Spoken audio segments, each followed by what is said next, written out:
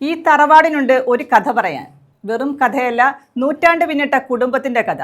ഈ ഓണത്തിന് ചെണ്ടുമല്ലിപ്പാടമായി മാറിയ വീടിൻ്റെ കഥ. അതിലുപരി ഒരു കാലത്ത് നിയമജ്ഞരെ പോലും അത്ഭുതപ്പെടുത്തിയ ഭാഗപത്രത്തിന് കാരണമായ തറവാട് വീട് ഇന്നും തല ഉയർത്തി നിൽക്കുകയാണ് കരുനാഗപ്പള്ളിയിൽ.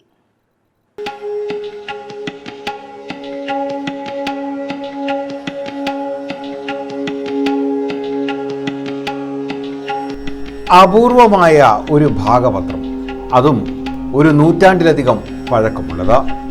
കരുനാഗപ്പള്ളിയുടെ ചരിത്രത്തിൽ എന്നും രേഖപ്പെടുത്തിയിട്ടുള്ളതാണ് കോയിക്കൽ കൊട്ടിലപ്പാട്ട് തറവാടിൻ്റെ ചരിത്രം.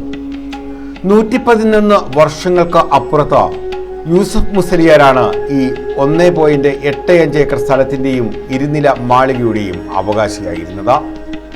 പിന്നീടാകട്ടെ തൻ്റെ സന്താന പരമ്പരകൾക്കായി കൂട്ടവകാശം നൽകിയെഴുതി എന്നതാണ് ഈ തറവാടിൻ്റെ അപൂർവമായ ഭാഗപത്ര ചരിത്രം. ഒരു കാലത്ത് നിയമജ്ഞരെ പോലും ഈ ഭാഗവ്യവസ്ഥകൾ അത്ഭുതപ്പെടുത്തിയിരുന്നു. എൻ്റെ പുത്രമിത്ര കളത്രാദികൾക്കായി കൂട്ടവകാശം നൽകുന്നു എന്നാണ് ഭാഗപത്രത്തിലെ വാചകം. ഇത് ജനിക്കാനിരിക്കുന്ന തലമുറകൾക്ക് കൂടിയുള്ള കരുതലായി മാറി. ഈ ഓണക്കാലത്ത് ഈ വീട്ടുമുറ്റം പൂർണ്ണമായും ചെണ്ടുമല്ലി കൃഷിയുടെ പാടമായി മാറുകയും ചെയ്തു. പ്രദേശത്തെ വനിതാ കൂട്ടായ്മയുടെ നേതൃത്വത്തിലായിരുന്നു ഇവിടെ പൂക്കൃഷി ചെയ്തത്.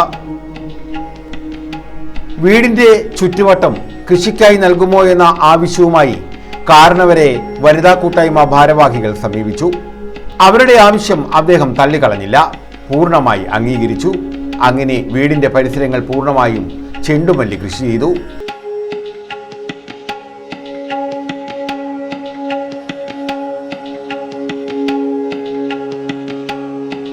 ഇവിടെ ഓണത്തിനാവശ്യമായ പൂക്കൾ വിളവെടുക്കുകയും ചെയ്തു.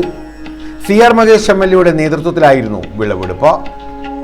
നമ്മുടെ നാട്ടിൽ കരുനാഗപ്പള്ളിയിൽ ഏറെ ചരിത്ര പ്രാധാന്യമുള്ള ഒരു കൊട്ടാരം പോലത്തെ ഒരു പഴയ വീടുണ്ട്, കോയിക്കൽ ബംഗ്ലാവ്. ആ ബംഗ്ലാവിൻ്റെ മുറ്റത്ത് ഞങ്ങൾ ഒത്തുകൂടിയിരിക്കുകയാണ്. ഈ നാട്ടിലെ കൗൺസിലർ സിംലാൻ്റെ നേതൃത്വത്തിൽ നമ്മുടെ തൊഴിലുറപ്പ് അമ്മമാരും സഹോദരിമാരും കുടുംബശ്രീയുടെ സഹോദരിമാരും കോയിക്കൽ കുടുംബത്തിലെ ഇപ്പോഴത്തെ ഇളമുറക്കാരായിട്ടുള്ള കുടുംബാംഗങ്ങളും ഒത്തുചേർന്നിരിക്കുന്നത് വളരെ മനോഹരമായ ഒരു കാഴ്ചയാണ്, സന്തോഷകരമായ കാഴ്ചയാണ്.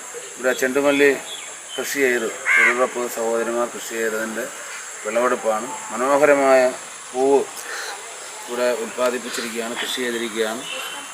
ഓണക്കാലത്ത് അത്തപ്പൂടുന്നതിനൊക്കെ തമിഴ്നാടിനെ ആശ്രയിച്ചിരുന്ന ആ സ്ഥലത്ത് നമ്മുടെ നാട്ടിൽ തന്നെ നമ്മുടെ മുറ്റത്ത് തന്നെ കൃഷി ചെയ്ത് നല്ലതുപോലെ വിളവെടുത്തിരിക്കുകയാണ്. ഈ അമ്മമാർക്കും സഹോദരന്മാർക്കും എല്ലാവർക്കും ഈ അവസരത്തിൽ ആശംസകൾ അർപ്പിക്കുന്നു. പൂവിന്റെ വിളവെടുക്കാൻ ഇവിടെ കൂടിയവർക്കും അത്ഭുതമായിരുന്നു ഈ വീടിന്റെ ചരിത്രം. കാരണം ഒരു നാടിനൊപ്പം സഞ്ചരിച്ച ചരിത്രമാണ് ഈ വീടിനുണ്ടായിരുന്നത്. ഭാഗപത്ര പ്രകാരം ജീവിച്ചിരിക്കുന്നവരിൽ മൂത്തയാളാണ് ഗൃഹനാഥൻ.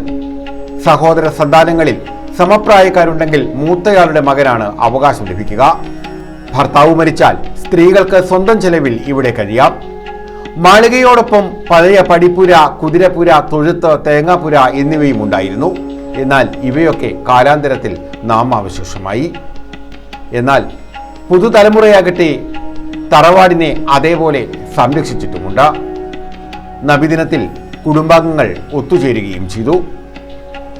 4ാം തലമുറയിൽപ്പെട്ടവരാണ് ഇന്ന് ഈ കുടുംബത്ത് ഉള്ളത്.